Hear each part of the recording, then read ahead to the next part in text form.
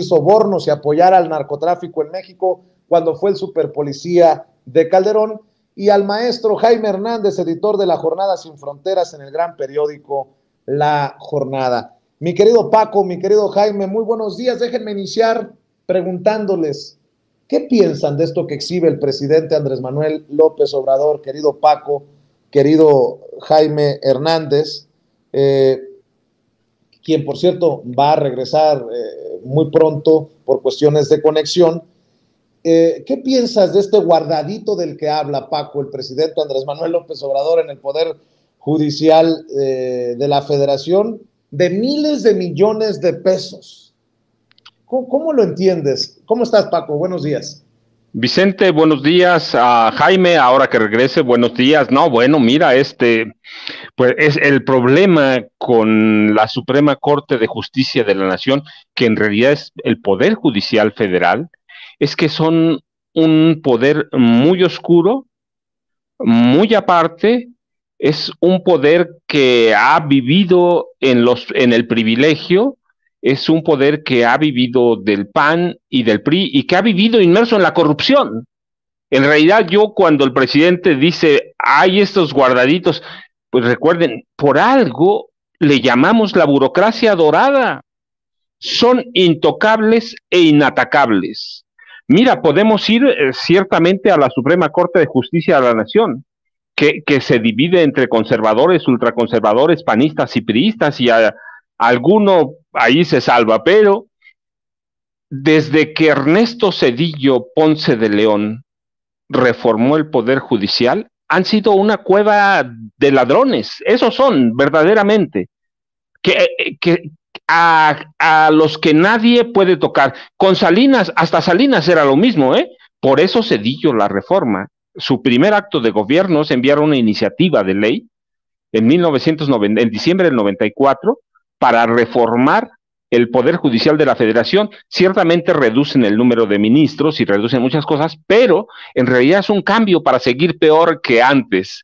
Es un poder, siempre ha sido muy oscuro. Y mira, no solo hablamos de las grandes decisiones, que esas son las que se discuten todos los días, que liberó las cuentas bancarias de Linda Cristina Pereira Gálvez, que ahora es el eje de lavado de dinero del cártel García Luna, Calderón, Vicente Fox Quesada, o de la liberación de recursos de Luis Cárdenas Palomino, o cualquier tema, Rosario Robles, eso lo discutimos todos los días.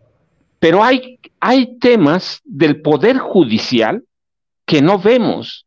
Mira, podemos mencionar, ahorita se me ocurre uno. Sí, hay que ver policías, por ejemplo, que llegan a un juzgado, finalmente llegan con su caso de pensiones, por ejemplo, y ya reconocido todo, ya a la espera de la solución de un magistrado, y le tardan, el juicio de por sí ya tiene 2 años, se lo tardan 7, 8, 9 meses más, y es inatacable, es inobjetable. Es decir, el Poder Judicial, federal, local, estatal, como lo quieran, es verdaderamente un poder muy oscuro, que nunca ha ayudado a este país. Y mira, hablo con los pelos en la mano, ¿eh? Cuando una persona va a un juzgado civil, es una locura si no tiene dinero, tiene que enjuagarle la mano a los secretarios de acuerdo. Uno nunca puede comprobar la corrupción de un juez o de un magistrado, porque los que recibe son los secretarios de acuerdos. Es una locura el Poder Judicial. Entonces, este guardadito, mira, no debía asombrarnos, porque todas las instituciones independientes, en este caso es un poder, el Poder Judicial, es reconocido por ellos. Nepotismo, compadrazgo, amiguismo, sospechosismo. Desde que lo reformó Zedillo no ha tenido un gramo de credibilidad. Y mira, no solo ese, hay que ir al Tribunal Electoral del Poder Judicial de la Federación. Se creó cuando, en 1996, si no me falla la memoria, en 96 se creó. ¿Ha tenido algún día el tribunal un gramo de credibilidad? De veras, la magistrada Yanine Otálora Malasis difundió la posible sentencia sobre el caso del INE por un error. No, es un poder muy corrupto.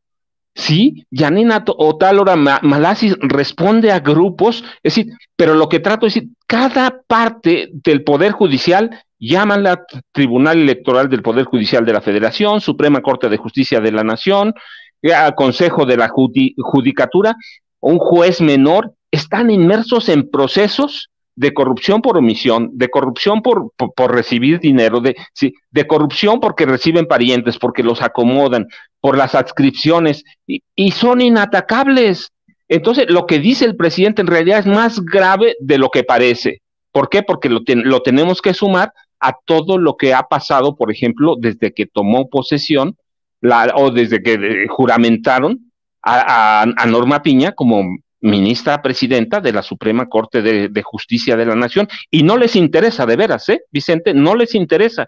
Ellos saben, ellos tienen los estudios, la ministra presidente tiene los estudios de toda la corrupción, toda la oscuridad y todo lo gris que hay en el Poder Judicial Federal, pero no les interesa. No les interesa porque entonces recuerdan que son independientes, que son uno de los tres poderes de la nación, y lo hacen valer, y nadie se puede meter con ellos. Si ellos mañana deciden congelarte tu dinero, sin consultarte lo pueden hacer lo que se les pegue la gana. Entonces, mientras no haya reformas en serio al Poder Judicial, mira, vamos a seguir igual. La ministra presidenta va en el mismo camino, va a hacer sus arreglos grupales, a decirles, por favor, pórtense bien, recuerden que si uno pone el mal ejemplo, nos ven a todos. Espérate, no, uno toma medidas radicales, vamos a revisar, aún con una medida o con una sentencia ya definitiva, se puede recomponer, ellos lo saben, hay procesos para rectificar, pero no quieren, no les interesa. Entonces no hay que ver solo a la Suprema Corte, hay que ver al Tribunal Electoral, hay que ver a los jueces, hay que ver al Consejo de la Judicatura. Si uno de ellos se corrompe, solo ellos se pueden castigar. ¿Y sabes cuándo se castigan? Casi nunca. Entonces hay que hacer una profunda revisión de todos esos temas oscuros que hay en el Poder Judicial. ¿Quiénes siguen ganando más que el presidente Andrés Manuel López Obrador? Sí, los consejeros del INE, los ministros de la Suprema Corte de Justicia de la Nación, las cabezas de estos institutos o instituciones autónomas independientes. Por eso creo que es muy relevante lo que dijo hoy el presidente, que hay un guardadito en la Suprema Corte. Dice el presidente Andrés Manuel López Obrador que un fideicomiso del Poder Judicial, debí de haber dicho, no solamente de la Suprema Corte, del Poder Judicial, un guardadito, un fideicomiso de 20,516 millones de pesos. 20,516 millones de pesos. Hace unos días Adán Augusto López Hernández, secretario de Gobernación, también hablaba de los fideicomisos en el INE. ¿Por qué el mexicano no está informado acerca de esto? Si estos no son privilegios, entonces, ¿qué son? Mi querido Jaime, también escucho tus opiniones acerca de esto que destapa el presidente. Pues mira, esto te confirma, y lo hemos venido reiterando aquí una y otra vez. El aparato judicial, el Poder Judicial y también el Instituto Nacional Electoral se han convertido en los dos últimos reductos, bueno, en algunos de los dos más importantes reductos que la oposición, los poderes de las grandes corporaciones, de los partidos políticos tienen todavía en su haber. Y en muchos sentidos se puede decir que tanto el Instituto Nacional Electoral como el Poder Judicial, como dice la canción, crearon su mundo aparte. Y este descubrimiento de este fideicomiso por más de 20,000 millones de pesos, que es creo que es por 4 o por 6 el presupuesto de la Presidencia de la República, revela hasta qué punto el Poder Judicial, insisto, es un feudo de dirigentes, de mandarines que tienen control sobre todo el aparato judicial. Ellos deciden desde la más alta instancia de comando del comando hasta el último ministerio público, hasta el último juez. Ellos deciden quién es culpable y quién no lo es. Entonces, realmente estamos ante una situación realmente excepcional, donde el aparato de justicia pues se ha convertido en el principal obstáculo junto con el Instituto Nacional Electoral. Esto es muy peligroso porque sobre todo el aparato judicial representa quizá el principal obstáculo, y quien esté escuchando lo que estoy diciendo seguramente van a decir, pero este idiota, ¿cómo dice? ¿Cómo se lanza como contra una institución, contra la Suprema Corte de Justicia? Está mandando al carajo a las instituciones. No, espérense, yo mando al carajo a estas instituciones corruptas, que lo único que están haciendo es defendiendo el feudo de sus patrones, de quienes les pagan, de quienes los sobornan. Yo he insistido una y otra vez, Vicente, el Poder Judicial, la Suprema Corte de México, es uno de los únicos poderes en el mundo del aparato de justicia que tiene su propio canal de televisión. No hay en el mundo otro, es decir, por ejemplo, tú vas al Departamento de Justicia, no tiene un canal de televisión, que por cierto, ves los programas del canal de televisión, Dios mío, son un bostezo tremendo, que entrevistas a un magistrado, que entrevistas a abogaditos. No, es un asco ese canal. Cuando el aparato de justicia, el Poder Judicial, tendría que ser muestra, ejemplo de sobriedad, discreción, honestidad, pero no, son todo lo contrario, son ejemplo de deshonestidad. Ve el caso que mencionaba nuestro querido Paco Cruz, el caso de la señora Otálora, filtrando una resolución, eso es sobriedad, eso es discreción que se espera de un poder judicial. Es que esto es escandaloso. Y lo que acabas de decir tú, Vicente, si en México no tuviéramos una mañanera, ¿cómo nos sentaríamos? ¿Cómo nos estaríamos enterando de esto que están descubriendo? El presidente ya le pidió también al secretario de Gobernación, Adán Augusto, que dé a conocer en qué consiste, cómo se crearon los fideicomisos del Instituto Nacional Electoral, que una cosa muy interesante, ¿te acuerdas cuando inicia el gobierno Andrés Manuel López Obrador, decide que desaparecen los fideicomisos? Que en algunos casos eran fideicomisos con una vocación realmente de tener fondos, por ejemplo, en el caso de algunas universidades que tenían fondos que de esta manera enjugaban sus arcas cuando podían vender investigaciones que permitían a esas universidades hacerse de recursos. Pero estamos hablando aquí del aparato judicial y del Instituto Nacional Electoral, que no ofrecen nada a cambio, que su servicio está garantizado vía presupuesto de la nación. ¿Qué tienen que tener estos señores fideicomisos? Los fideicomisos del aparato judicial, insisto, es como si fuera un estado, un feudo dentro de un estado. Yo creo que realmente esto es escandaloso. Y a mí me llama mucho la atención cómo este tipo de escandalosas noticias no saltan a la primera plana de los grandes diarios. Hoy, por ejemplo, el New York Times trae en su primera plana, no te lo pierdas, trae en su primera plana de hoy, ya ves que han estado con amenazas de que vamos a intervenir y queremos que... No. Lo que trae yo en su primera plana el New York Times es que México tiene un aparato de vigilancia militar cabrosísimo, ¿no? Y expone el caso de este activista de Nuevo Laredo, Raimundo Ramos, que dice que es vigilado por el ejército mexicano, que el ejército mexicano está espiando a sus ciudadanos. Yo digo, qué interesante, ¿no? Que un gobierno como Estados Unidos, que espía a todo el mundo, ha espiado a México, ¿cuántas veces hemos conocido esos programas? Se escandaliza porque dice que el ejército mexicano espía a activistas como, insisto, activistas entre comillas, como Raimundo Ramos de Nuevo Laredo, por sus presuntos vínculos con el crimen organizado. pero ahí lo defienden a capa y espada, y The New York Times se dice escandalizado porque hay un espionaje del ejército mexicano y que el ejército mexicano se está convirtiendo en el principal espía de la nación. Vaya descaro de estos señores, la Agencia Nacional de Seguridad espía hasta sus mejores aliados. Hay que acordarse aquel episodio cuando Angela Merkel se cabreó con Barack Obama porque descubrió que le estaban espiando, se habían metido en su teléfono. ¿Cómo espiaban aquí a Calderón? ¿Cómo espiaban a Peña Nieto? Ah, pero eso sí no lo consigna The New York Times. Y estos señores de New York Times tienen el descaro de sumarse a esta política que ha criminalizado a personajes como Julian Assange.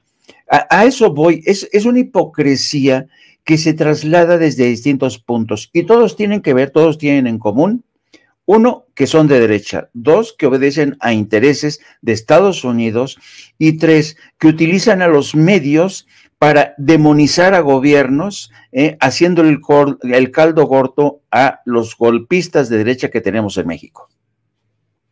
Precisamente le acabo de pedir, porque esto es importante, Jaime, lo que acabas de mencionar, que aparece en el New York Times, la nota acerca de Raimundo Ramos, este supuesto defensor de derechos humanos, ya respaldado por Leopoldo Maldonado, el presidente, el director de Artículo 19, esta organización en defensa de periodistas y defensores de derechos humanos.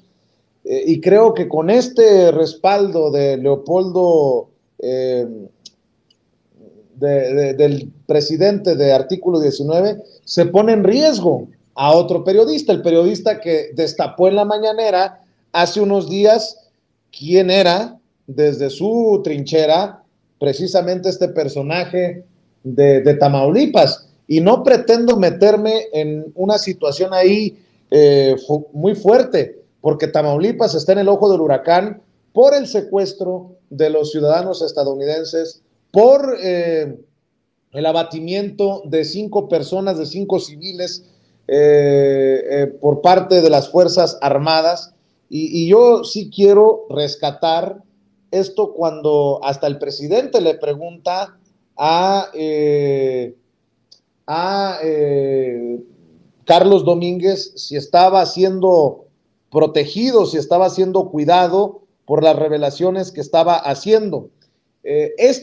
Raimundo Ramos, que aparece en el New York Times, es este mismo Raimundo Ramos que es denunciado en la mañanera por el colega de Nación 14, Carlos Domínguez. Por eso le digo que hay que tener mucho cuidado, porque se le va la vida a uno en medio de estos intercambios altamente políticos.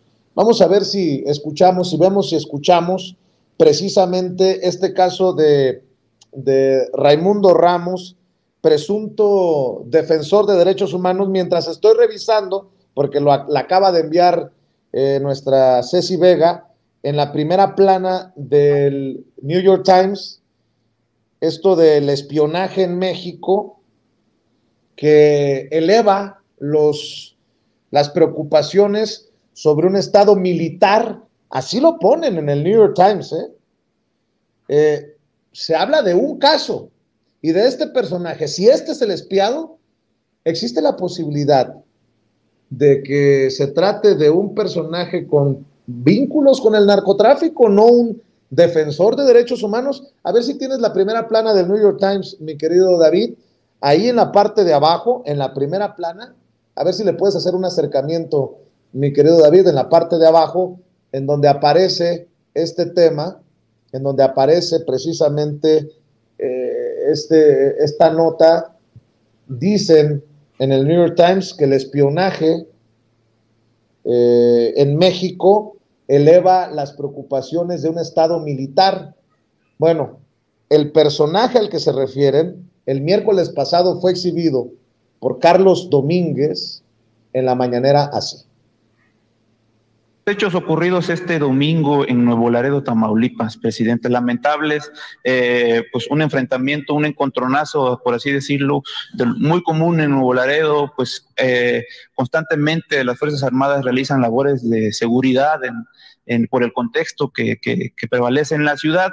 Se da este acontecimiento, 5 jóvenes fueron abatidos por elementos de la Sedena, y en este contexto entra, como siempre, generalmente un individuo muy conocido a nivel local en Nuevo Laredo y en general en Tamaulipas, que aprovecha estos momentos de confusión tras los enfrentamientos, siempre del bando de los abatidos, calificándolos de inocentes palomitas. Así se encuentra un arsenal junto a ellos, ¿no?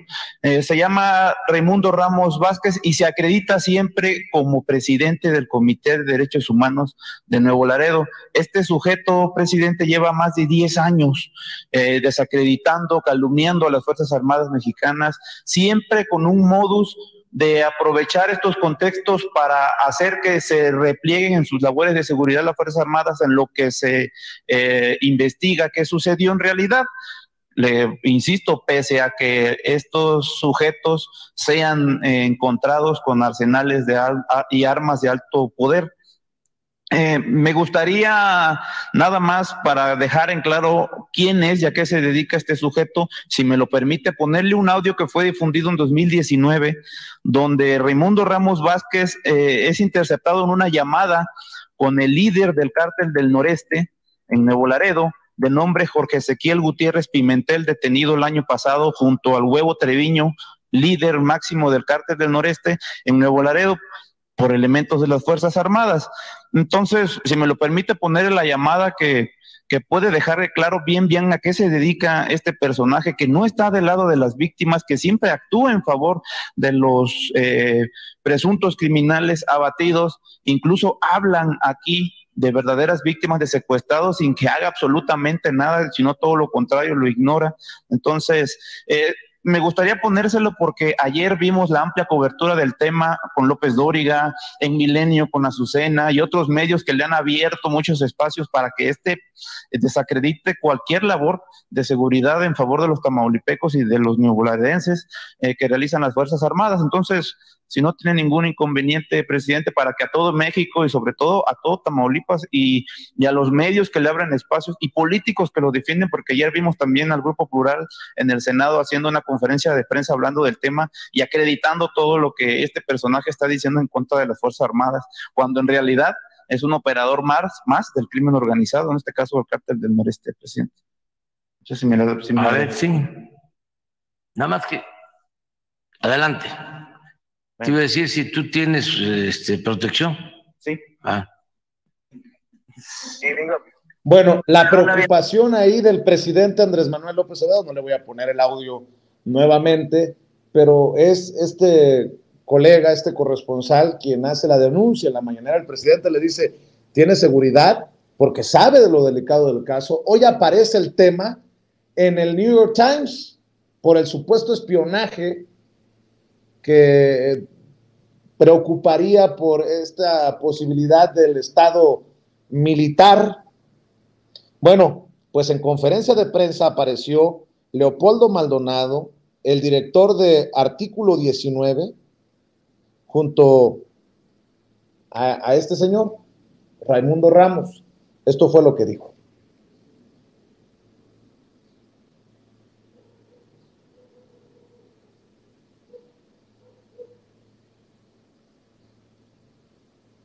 Bueno, vamos a ver y escuchar a Leopoldo Maldonado, el presidente, le decía, de Artículo 19, lo tiene identificado como su video G, don David.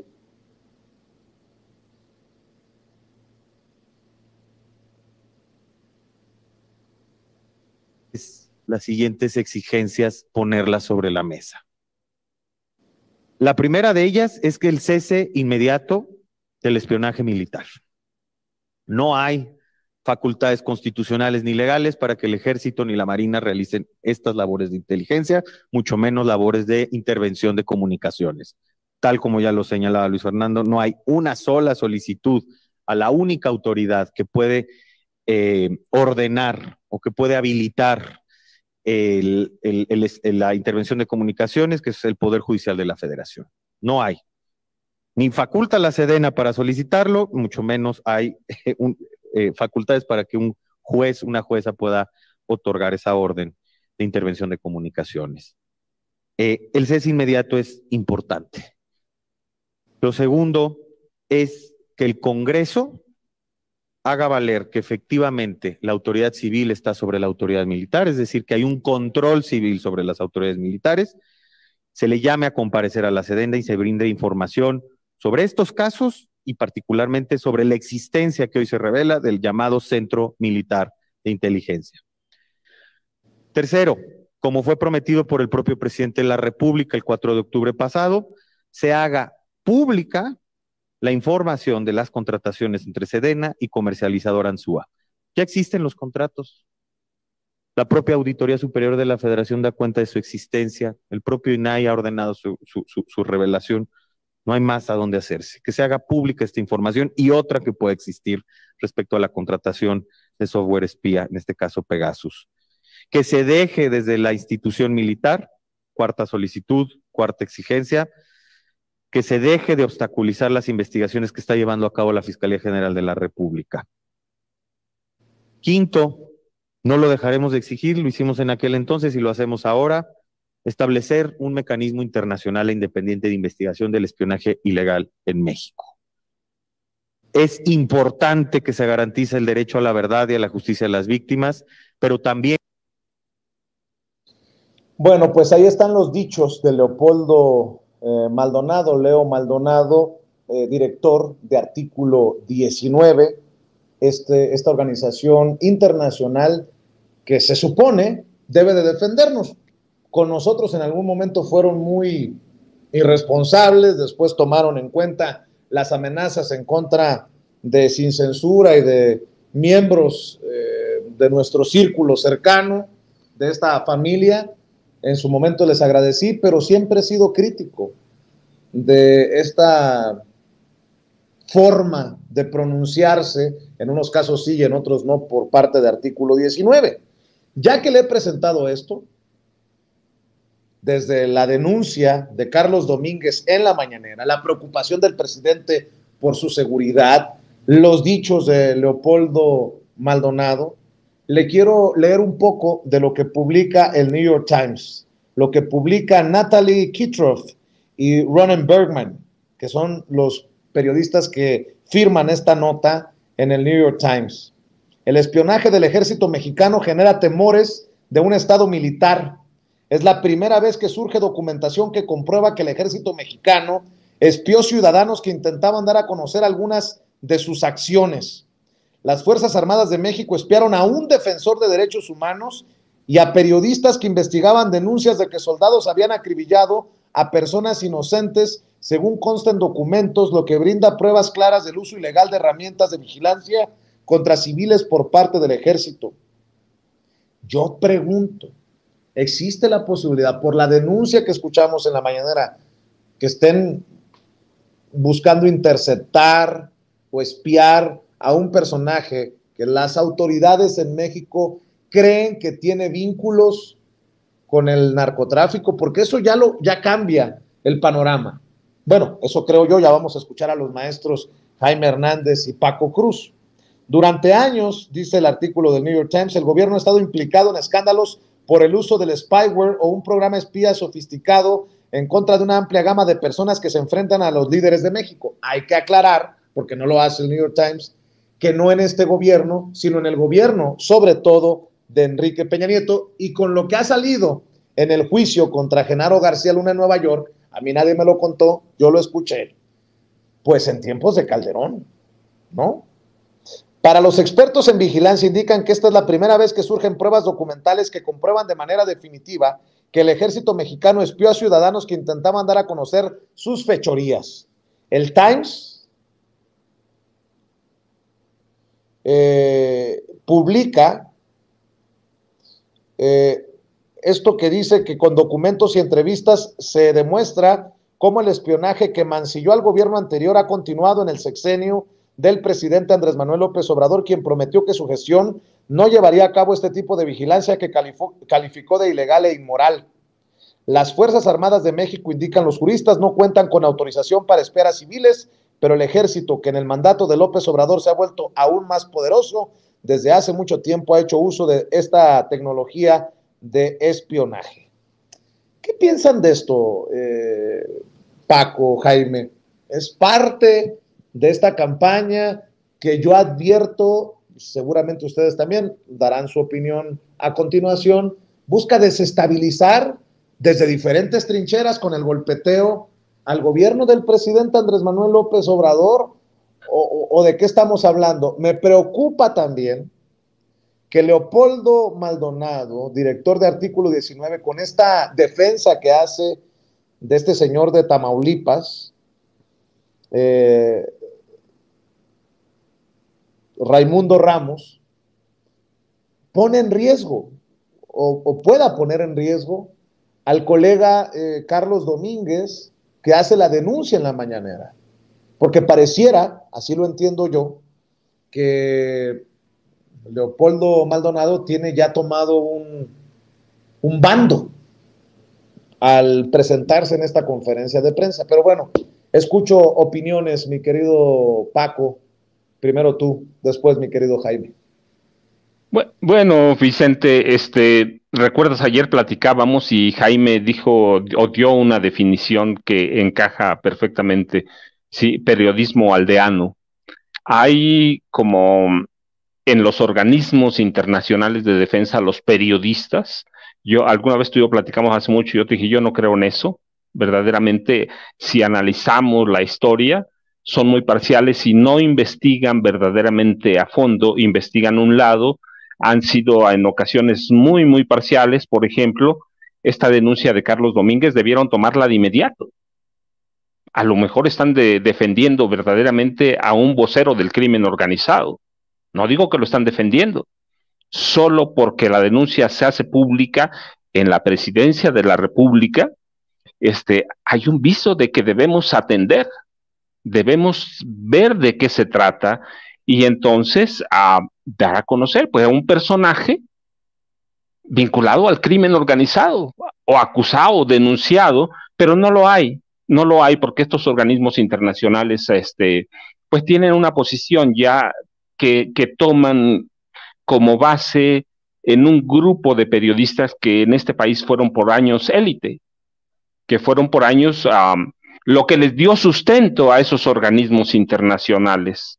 Y a lo mejor en algún momento tuvieron su razón de ser, pero te digo, hay que analizar cada caso y si, sus investigaciones son muy parciales.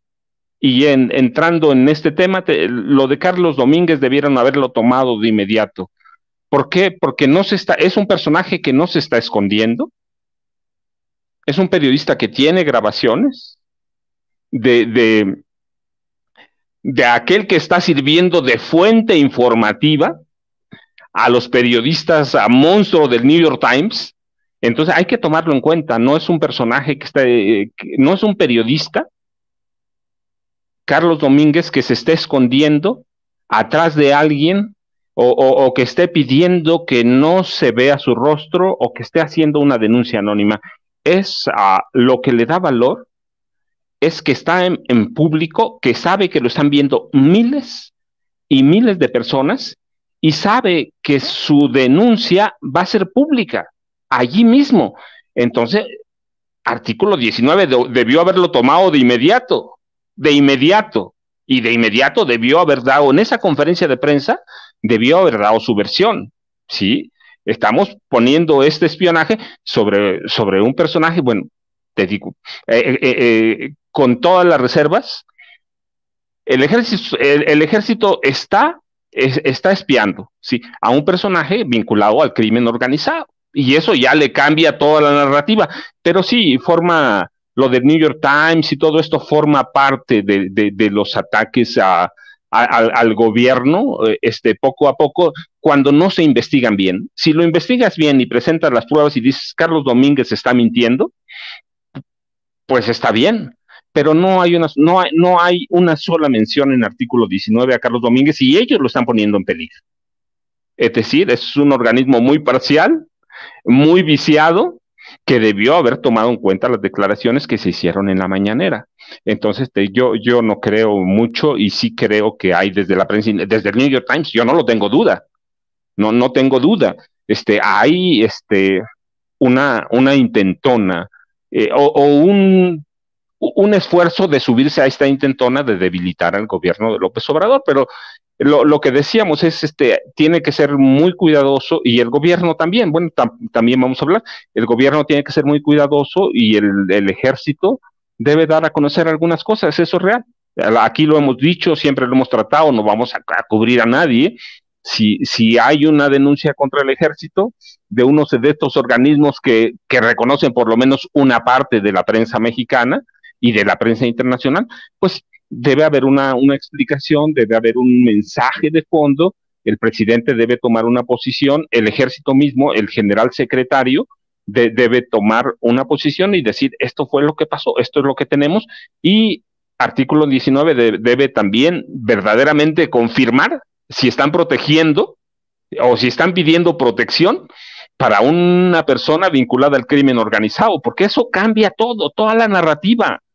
Entonces, no, ni nosotros, pero tampoco ellos deben proteger a nadie. Y la denuncia de Carlos Domínguez tiene valor porque no se escondió para hacerla, la fue a denunciar y tiene grabaciones. Así que debe haber de los dos lados una explicación y yo de antemano, y lo digo, soy claro, yo no creo en esos organismos internacionales de defensa de los periodistas por su parcialidad en muchos casos.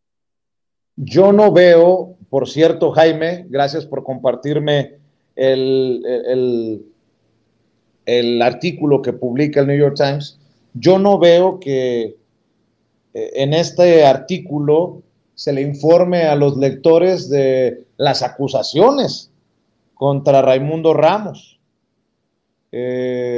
Solamente veo una defensa de este personaje que sería víctima de informes militares por sus intentos de desprestigiar a las Fuerzas Armadas al discutir con reporteros denuncias de ejecuciones extrajudiciales por parte del ejército.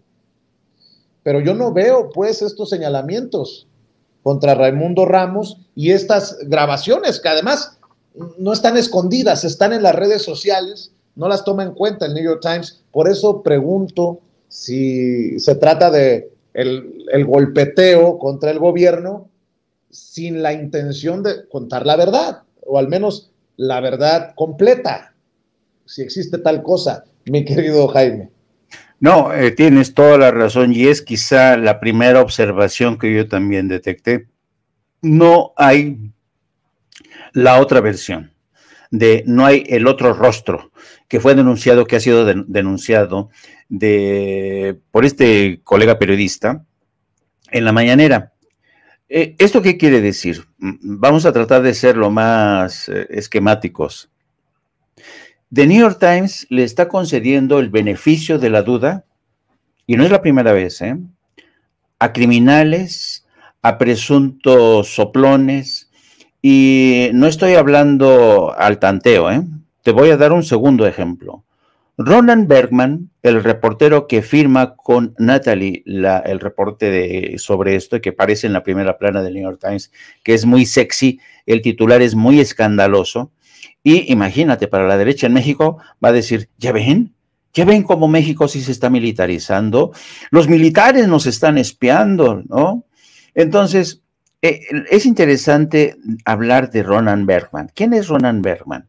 Roland Bergman, que es parte del staff de New York Times en Tel Aviv. Roland Bergman es quien se lleva muy bien con la abogada que lleva el caso de Tomás Herón en Israel. ¿Te acuerdas cuando el New York Times publicó el viaje que hizo Alejandro Encinas a Israel? ¿Y te acuerdas cómo The New York Times publicó la grabación de esa conversación entre Alejandro Encinas y Tomás Herón? Cuando Alejandro Encinas le dice a Tomás Herón, oye, el gobierno no está empeñado en encarcelar nada más porque sí a gente. Necesitamos de ayuda para saber el destino, el último destino de los 43 muchachos. Y Tomás Herón se niega. Bueno, el producto de esa grabación, el contenido de esa grabación, curiosamente, yo sospecho, yo lo que creo que esa grabación la hizo la abogada que representa a Tomás Herón. Y esa abogada, que es especialista en limpiar el historial de criminales, se lo pasó a Roland Bergman, que la vendió como una exclusiva de New York Times. Entonces, fíjate, Roland Bergman, es decir, el New York Times, le concedió en ese momento el beneficio de la duda a Tomás Herón, que hoy está, como hablamos ayer, se la pasa, bueno, no, realmente se la pasa, va de pachanga en pachanga, ya se convirtió en una especie de influencer, miembro de la socialité israelí, anda en restaurantes de lujo, en pachangas, porque él ya se sabe seguro, sabe que le van a dar la nacionalidad y la petición de extradición desde México está en punto muerto. Entonces, ¿qué es lo que pasa aquí? El New York Times, o su gente, en este caso el reportero Roland Bergman, le da el beneficio de la duda a un criminal como a Tomás Herón, y en esta segunda entrega que hace con la corresponsal de New York Times en México, prefieren darle el beneficio de la duda a Raimundo Ramos. ¿Qué está pasando aquí? Porque yo creo, y hace poco leí un artículo fantástico, ahorita se me va el nombre, de cómo la prensa extranjera realmente, en lugar de vender materiales que cumplan con este objetivo profesional de separar el grano de la paja, de buscar la verdad, no, están buscando historias sexys, escandalosas, que puedan llamar la atención desde la primera plana, a golpe de vista. Eso lo ha hecho The Wall Street Journal, eso lo ha hecho The Washington Post, eso lo ha hecho The Guardian, y eso lo ha hecho ahora y lo sigue haciendo The New York Times. ¿Con el fin de qué? Vender más periódicos, vender más escándalo. Además, le hacen el caldo gordo a la derecha en México, que tiene sus vínculos con Estados Unidos. Yo te comenté que ayer yo estaba entretenido, muy entretenido, porque Arturo Sarucán dice que definitivamente el presidente Andrés Manuel López Obrador ya perdió la batalla en la narrativa extranjera, de la prensa extranjera, que porque dice que nadie le cree, ya todo el mundo sabe que, si bien es cierto que Andrés Manuel tiene el control de la narrativa interna, gracias a las mañaneras, pero ha perdido la batalla en la prensa extranjera. Entonces, claro, aquí ya ves el objetivo de gente como Arturo Sarucán, que cabildean en medios, cabildean con periodistas, los corresponsales extranjeros aquí. ¿A quién van a recurrir? Siempre entrevistan, siempre consultan con esta gente, los Denis Dresser, los Raimundo Rivapalacio, los Alejandro Jope, los Héctor de Mauleón, que les dicen, no, este gobierno está de la chingada, ¿no? Y ese es el problema, y eso es lo triste, porque mira, que yo lo diga, que The New York Times prefiere darle el beneficio de la duda a criminales, a soplones, y no a un gobierno electo democráticamente por más de 30 millones de mexicanos, eso está muy cañón, Vicente. Además, estamos hablando de un caso, no de decenas o cientos como en el sexenio de Enrique Peña Nieto. Y lo importante aquí es buscar la verdad. Si hay que denunciar, que se denuncie. Pero estoy hablando de este caso en particular porque es claro que hay un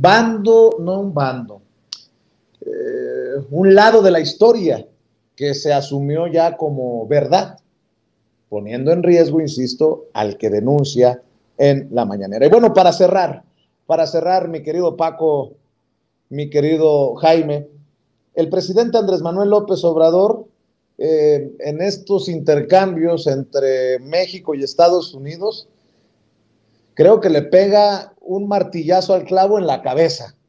Me extraña que no supieran de García Luna si trabajaban juntos.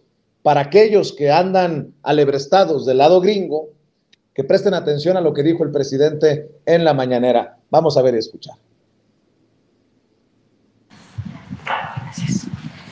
Muy buenos días, señor presidente. Janet Galindo, de Grupo Transmedia La Chispa, Campeche, Tabasco, Yucatán, Quintana Roo, Petroleras y Estado de México y Ciudad de México. Tras todos estos acontecimientos que se dieron en Matamoros, ayer el embajador Ken Salazar emitió un comunicado de alerta y que se tiene que trabajar para controlar los cárteles, tanto en México como también en Estados Unidos. ¿Cuál sería su opinión al respecto de este tema, presidente? Pues que hay que seguir trabajando, tiene razón, para evitar la violencia, aquí y allá, en México y en Estados Unidos. Y cada quien tiene la responsabilidad de garantizar en sus países la paz, la tranquilidad. Y lo de ayer o de estos últimos días de los estadounidenses, pues fue muy lamentable, ¿no?, que esto sucediera. Se actuó bien porque pronto se encontraron a las personas, 2 fallecidos, un herido, otro bien, y se atendió pues esta situación de urgencia muy lamentable, además por los familiares de las víctimas. Hicieron también, ¿no?, un escándalo nuestros adversarios, allá y acá. Nosotros tenemos que terminar la investigación para saber con precisión qué sucedió, informar aquí cuál fue la causa. Ya se está haciendo la investigación para informar.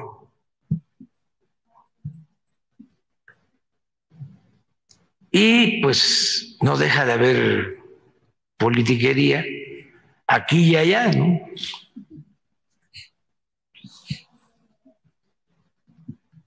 Ya hemos hablado de eso. Pero tenemos que trabajar juntos, respetando nuestras soberanías. Es que antes se metían al país y ellos decidían.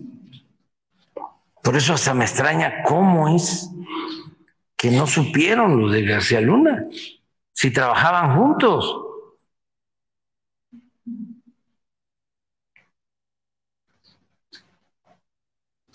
Esta declaración del presidente me parece importante porque mucho hemos hablado de justicia, que el caso de Genaro García Luna nos puede poner en el camino a hacer justicia por todo lo que ocurrió al margen de la ley, mi querido Paco, y creo que el presidente se sostiene que para que haya justicia necesitamos conocer también a los cómplices de García Luna del lado estadounidense, o a los ingenuos, o a los pendejos, porque ya ves que Calderón dice que él fue muy pendejo porque no oyó, no vio, no supo de lo que hacía su superpolicía.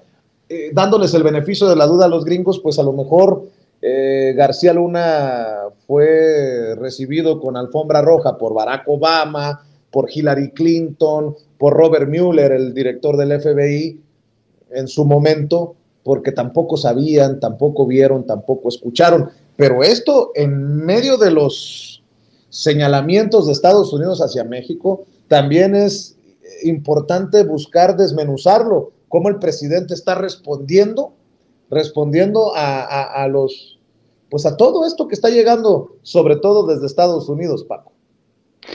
Vicente, mira, no, sí sabían, pero claro que sabían.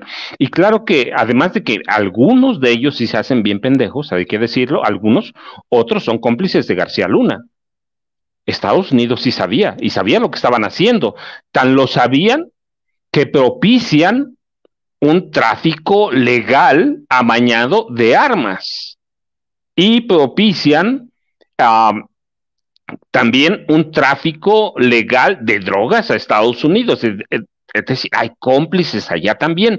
¿Por qué no se notan los cárteles como aquí? Bueno, porque el mercado es diferente, porque está muy difuminado, porque ya saben cómo hacer la droga a pequeños mercados que van moviendo, distribuyendo y vendiendo la droga.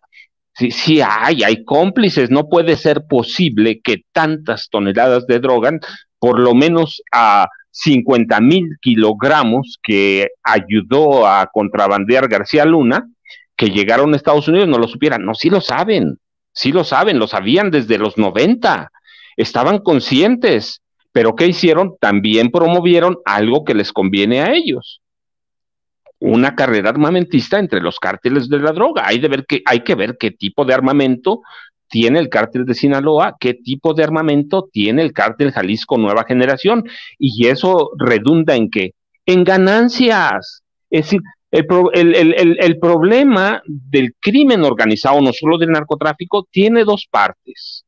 Una, los consumidores. Y si hay consumidores en Estados Unidos es porque no han hecho su tarea.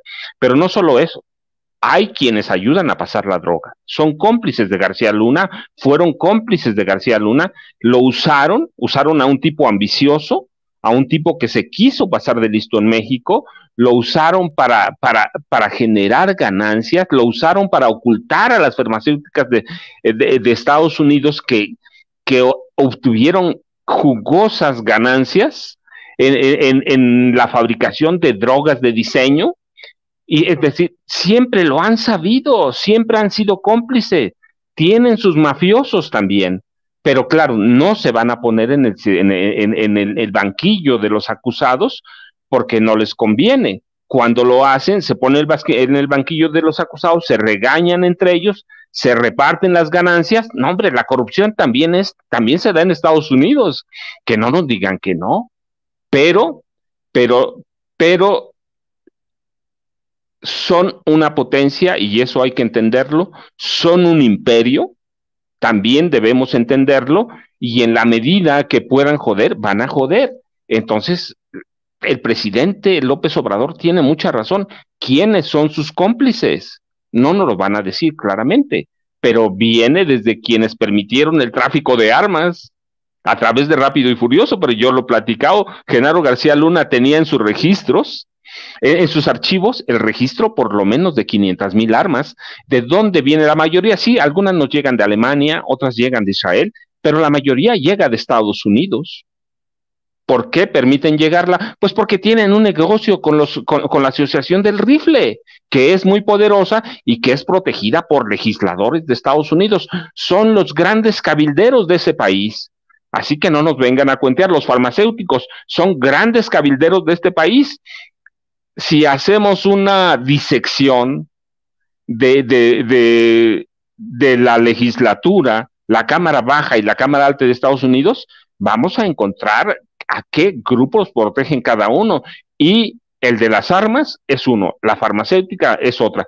Pero Genaro García Luna le sirvió como una mascarada para encubrir todo eso. Nos llenaron de armas y se llenaron de dinero. Por eso no se juzgan, porque son el imperio, pero que son cómplices, el presidente tiene razón. El presidente tiene razón, no es el primer funcionario de nivel que lo hacía. Genaro García Luna ya había tenido sus antecedentes en otros funcionarios, que ellos lo permitieron, que ellos liberaron incluso. En el gobierno de López Portillo permitían todo eso. Lo permitían, pero ¿qué hacen? Pues porque no se van a sentar en el banquillo de los acusados y van a generar ganancias a sus mafias locales, a la corrupción en la DEA, a la corrupción en el Departamento de Inmigración, a la corrupción en el FBI. Entonces, pues no se van a poner en el banquillo de los acusados. ¿Por qué? Pues porque son el imperio. Pero si lo sabían, sí. Se hacen bien pendejos, siempre se van a hacer, Vicente y Jaime. Y a lo mejor en un futuro podrían enfrentar, cuando se desclasifique, hoy otros gobiernos acá en Estados Unidos podrían enfrentar algún tipo de consecuencias, pero igual y no. Y los saludo con mucho gusto, querido Paco, querido Jaime. Me estoy sumando a esta transmisión. Los abrazo desde la distancia y le pido al equipo que nos grabe. Quiero, para cerrar contigo, Jaime, precisamente en este tema, compartir este cartón que publica Helio Flores, ¿no? Vamos a poner en pantalla. Un cartón en el que sale William Barr, el, pues vamos, exfiscal general de los Estados Unidos en tiempos de Donald Trump, diciendo: urge mandar al ejército de Estados Unidos contra los cárteles mexicanos. Es un cartón que hace unos momentos yo le compartí a mi esposa, que es estadounidense, ¿no? Mi esposa me preguntaba, oye, pero pues él sí estuvo involucrado en armar a los carteles. Yo le dije, en estricto sentido, todos los presidentes y sus gabinetes desde Ronald Reagan son responsables de armar a los miembros del crimen organizado, porque el 80% de las armas en México provienen nada más y nada menos que de los Estados Unidos, así de sencillo, ¿no? Y esa es la realidad. Es una situación que desafortunadamente no se reconoce, no enfrenta ningún tipo de consecuencia, como bien planteaba Paco, y que pues hasta cierto punto pasa de lado, desafortunadamente, en los medios de comunicación corporativos acá, donde estoy convencido, Jaime, están buscando cambiar la narrativa para, de alguna u otra forma, y no entiendo por qué, lavarle la cara a Felipe Calderón. Cada vez que se menciona este tema de los estadounidenses secuestrados, cada vez que se menciona el tema del fentanilo y etcétera, están citando las últimas declaraciones precisamente de Barr para el Wall Street Journal, ¿no? Están diciendo, bueno, esto fue lo que dijo Barr, que Felipe Calderón sí combatió a los cárteles, mientras que el presidente López Obrador los está facilitando a no hacer nada, pero de ninguna forma se menciona algo que es fundamental también en la narrativa noticiosa, que es el juicio a Genaro García Luna, quien fuera el hombre fuerte de la seguridad en México durante todo ese periodo, y eso no lo menciona, mira, ni en el Washington Post, ni en el New York Times, ni en el Wall Street Journal. Me llegan a mí, como a ti te llegan, como a Paco, como usted que nos ve, que nos escucha, las alertas, los punch news de pues de estos periódicos, y nada se menciona de lo de Genaro García Luna, pero sí se menciona las declaraciones funestas de alguien como William Barr, además de todo. ¿Qué opinas de esto, Jaime? Pues evidentemente todo tiene que ver con el calendario electoral, Toño, y me explico. Mira, el señor Barr, para empezar, como fiscal general de la nación bajo la presidencia de Donald Trump, fue el encargado de cubrirle todas las vergüenzas, todas las ilegalidades que cometió Trump mientras estuvo en el poder. Fue el hombre que permitió que Trump mandara llamar a la Guardia Civil para proteger a la Casa Blanca, para protegerla de los manifestantes de este movimiento de Me Too, porque mucha gente estaba ya realmente protestando por esta política de segregación racial, de violencia racial, que había alcanzado nuevos máximos. William Barr le protegió todos estos excesos a Donald Trump. Y también el señor Barr llegó a mencionarse incluso que tenía aspiraciones presidenciales. Así es que no me extraña que William Barr se haya sumado a este coro de candidatos republicanos o militantes o entusiastas del Partido Republicano que consideran que la mejor opción para acabar con la violencia en México, una violencia que les atañe a ellos por compartir frontera con nosotros, la mejor opción es enviar al ejército. Ya hemos dicho una y otra vez, esto jamás va a suceder, porque el día que Estados Unidos opere o ordene una operación militar en México, bueno, en serio, es que puede ser desastroso para las relaciones de México y Estados Unidos, dos naciones que tienen un intercambio comercial de más de 600 mil millones de dólares, una frontera de más de 3.200 kilómetros, comparten. Yo siempre he dicho que las relaciones entre Estados Unidos y México son como las relaciones entre dos hermanos siameses, uno moreno y otro güero, así. Comparten el hígado, comparten el páncreas, comparten el cerebro, comparten el pulmón, el futuro, el destino geográfico nos ha hecho inseparables, ¿no? Entonces, realmente pensar en la posibilidad de un ataque de Estados Unidos en México para deshacerse de los carteles, no, hombre, eso sería la chispa que incendiaría la pradera, ¿no? Y hay que tener en cuenta otra cosa. En Estados Unidos, ¿cuántos paisanos, cuántos migrantes de origen mexicano hay? ¿Te imaginas? O sea, los efectos serían realmente increíbles, ¿no? Entonces es una tontería, francamente. Quien se crea ese cuento de que un día Estados Unidos va a intervenir, pues realmente no sabe, no entiende de historia, no sabe lo tumultuosa, lo complicado que han sido las relaciones entre los dos países. Y no es lo mismo que pelearse con Rusia, que está a una larga distancia, o con China, ¿no? O meterse en la guerra entre Rusia y Ucrania. No es lo mismo meterse en tu patio trasero, dentro de la terminología que utiliza Estados Unidos. Así es que, por otro lado, yo creo que el presidente hizo bien al señalar al gobierno de Estados Unidos, porque, como bien dice el presidente, bueno, es que ustedes también sabían lo que estaba haciendo Genaro García Luna. Y yo recuerdo mucho una entrevista que concedió Roberta Jacobson poco después de que fuera detenido Genaro García Luna y empezara a surgir este escándalo sobre su alianza con los cárteles de la droga. Y en esa entrevista, Roberta Jacobson, porque claro, todo el mundo le preguntaba, oiga, ¿cómo es posible? ¿Ustedes no sabían nada? ¿Cómo es posible que haya trabajado con ustedes hombro con hombro? Y Roberta Jacobson, te voy a leer literalmente lo que dijo Roberta Jacobson en aquel entonces. Fíjate, entre comillas. Culpar a Estados Unidos por datos que poseía y sugerir que el gobierno de México no tenía la misma información sobre la corrupción o problemas de un funcionario probablemente es tan inocente y peor, francamente, que una duplicidad. En otras palabras, lo que dice Roberta Jacobson, si nosotros teníamos información a partir de rumores, aclara ella, el gobierno de México, el gobierno de Felipe Calderón no sabía, por Dios, ¿no? O sea, no se quieran pasar ustedes también de inocentes con nosotros, ¿no? Y eso es cierto.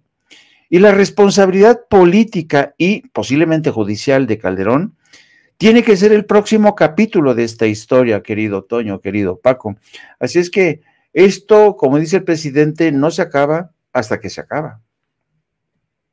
Así es, son capítulos que tendremos que seguir revisando. Yo también veía con mucha duda y con mucha intención estas declaraciones de Roberta Jacobson, de cómo solamente se echa la bolita cuando pues obviamente hubo conocimiento de las autoridades mexicanas, pero que no lo supieran las autoridades estadounidenses es algo verdaderamente cuestionable. Y tienes toda la razón, Jaime.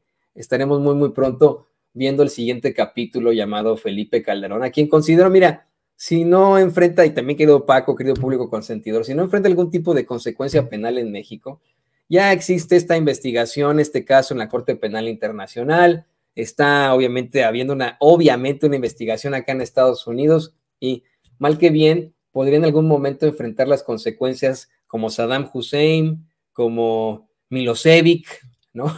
De sus actos, como otros genocidas en su momento. Y no me queda pues más que agradecerles, queridos compañeros, que se hayan conectado con nosotros a esta mesa de diálogo, mesa de trabajo, y rogarles, como siempre, que nos compartan sus redes sociales, a ver cuándo me invita Jaime a su programa, porque nunca me invita.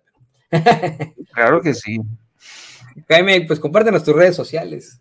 Sí, querido Toño, estamos a poco más de una hora para iniciar el programa de No Apto para Cínicos. Arrancamos a las 14 horas. Le pido a la gente que por favor nos busque No Apto para Cínicos en YouTube.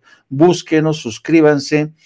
Arrancamos a las 14 horas, tiempo central en la República Mexicana. También les pido que se sumen a través de nuestras redes sociales, a través de mi cuenta de Twitter, @JaimeJourno, y también a través de la sección de La Jornada Sin Fronteras de nuestro gran periódico La Jornada. Un placer siempre estar contigo, Toño. Querido Paco, un abrazo. Querido Jaime, ahí lo tiene usted, el corresponsal de guerra y editor de La Jornada Sin Fronteras. Paco, también un agradecimiento absoluto. Y pues compártenos tus redes sociales, a ver si tú me invitas algún día por ahí por el Estado de México, nos damos la vuelta. No, pero claro, mira, vamos a tener un programa no apto para cínicos. ¿Sí? Que quedan dos candidatas a la gubernatura del Estado de México. 2 nada más. Ayer se retiró el prietito en el arroz. Sí, se retiró el prietito en el arroz, así que vamos a tener una carrera no apta para cínicos. Yo, ya saben, Jaime, un abrazo, Toño igual, @Paco Cruz Jiménez en Twitter, Francisco Cruz Jiménez en Facebook, y nos vemos mañana. También el gran Paco Cruz, gran periodista, gran escritor, estamos muy, muy pendientes de esta presentación de su gran libro, El Señor de la Muerte, muy, muy pronto, así que no se lo vaya a perder. Queridos compañeros, les mando un abrazo, y le pido al equipo que